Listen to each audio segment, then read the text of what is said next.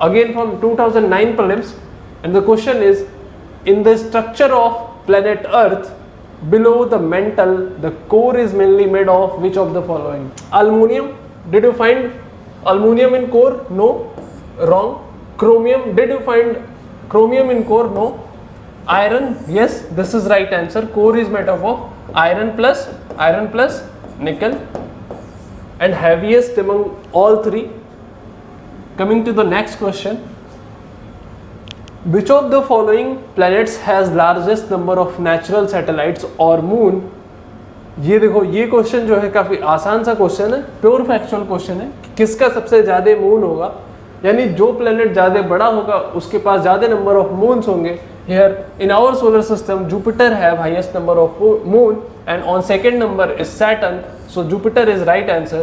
Saturn के एक moon का नाम टाइटन है और टाइटन वही है जहां से कौन आया था? Thanos. Coming to the next question. Next is, in order of their distances from the sun, which of the following planets is in between Mars and Uranus?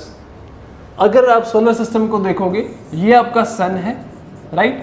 Second पे आपका मरकरी, उसके बाद आपका Venus, third is your Earth, here is our Earth, this is your Mars, this is your Jupiter बड़ा सा, and then Saturn and then Uranus, after that Neptune.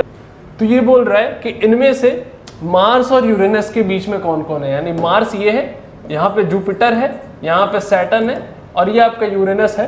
तो Mars और Uranus के बीच में कौन है? Jupiter and Saturn, right?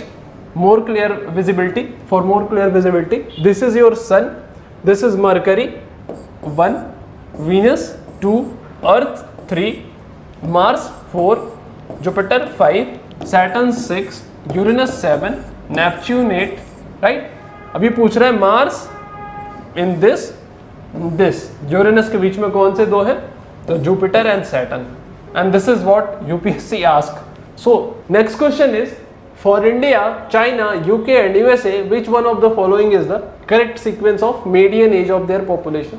Again very factual question. In 2008 तब के डेटा के हिसाब से India, China, USA and UK, ये जो ऑप्शन नंबर बी है, this is right answer.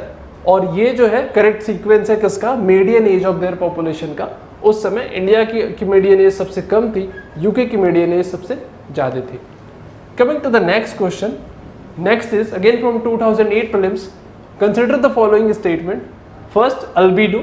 What is albedo? अभी पीछे वाले क्वेश्चन में बताया परसेंटेज ऑफ रिफ्लेक्टिविटी। अब तुम्हें ये पता चल रहा होगा कि अल्बीडो के क्वेश्चन यूपीएससी काफी ज्यादा बार पूछ चुका है, राइट? तो albedo is important, read it with utmost sincerity. First is, albedo of an object determines its visual brightness when viewed from reflected light. True, अभी बताया. Second is, albedo of mercury is much greater than the albedo of the earth. ये बोल रहे हैं mercury का albedo जो है, mercury का albedo जो है अर्थ से ज्यादा है. No, this is wrong. ये ऐसा गलत बोल रहा है, बिकॉज मरकरी का अल्बेडो अर्थ से कम है. मरकरी का अल्बेडो जो है 0.1 है, अर्थ का अल्बेडो 0.3 है, right? Albedo is measure of reflectivity. This is wrong and इस हिसाब से option number 1 is right. Coming to the next question, next is from 2007 prelims. First, annual range of temperature is greater in Pacific Ocean than that in the Atlantic Ocean. And second is, annual range of temperature is greater in northern hemisphere than that in southern hemisphere. देखो होता क्या है कि ocean में जो सा ocean land locked होगा और लॉक्ड होगा, कंप्लीटली नहीं तो मार्जिनली भी अगर लॉक्ड है, तो उस ओशन में annual range of temperature generally ज़्यादा होगा. क्यों? क्योंकि वो ओशन ज़्यादा गर्म होगा, राइट? तो ये बोल रहे हैं annual range of temperature is greater in Pacific Ocean and then that in Atlantic Ocean. अब तुम्हें पता है कि जो अटलांटिक ओशन है वो लॉक्ड है लैंड मास से, जबकि पैसिफिक ओशन खुला हुआ है. यानी दिस इज रॉन्ग. ये पहला ऑप्शन तो गलत है, पहला गलत है तो ये चला गया, ये चला गया. Coming to the second point, annual range of temperature is greater in northern hemisphere than that in southern hemisphere. This is true because जो northern hemisphere है वहाँ लैंड मास ज़्यादा है. जब लैंड मास ज़्यादा होगा तो वो हीट, लैंड क्या होता है, जल्दी हीट होता है और जल्दी ठंडा होता है. इससे क्या होगा, एनुअल रेंज ऑफ टेम्परेचर में वहाँ डिफरेंस ज़्यादा होगा. Second is right, second only is right answer. Coming to the next question, next and last for the day.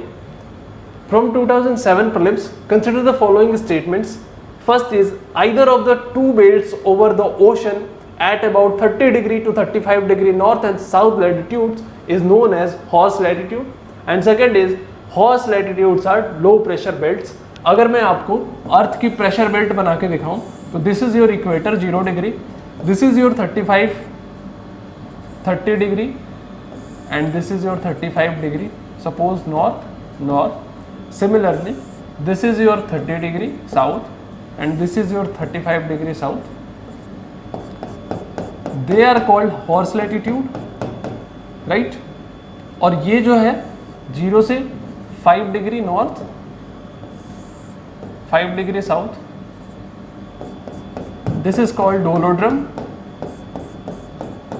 ये लो प्रेशर एरिया होता है और यहाँ पे हाई प्रेशर एरिया होता है. ठीक, यहाँ एयर सिंक करती है इसलिए यहाँ हाई प्रेशर एरिया बनता है. ठीक, अब इसको हम लोग हॉर्स लैटिट्यूड बोलते हैं और हाई प्रेशर एरिया होता है. अब क्वेश्चन पे आओ. ये बोल रहा है either of the two belts over the oceans at about 30 degree to 35 degree north and south, 30 to 35 north and 30 to 35 south latitudes is known as horse latitude. This is right, this is true. Second is horse latitudes are low pressure belt. No, this is high pressure belt. Horse latitude is a high pressure belt. Low pressure belt is dolodrum. So this is wrong and इस हिसाब से option number 1 first only is right answer. So that's enough for the day. We have almost done with last 10 years of geography, 10 to 12 years of geography questions. We have also done with environment and ecology previous years questions. Thank you.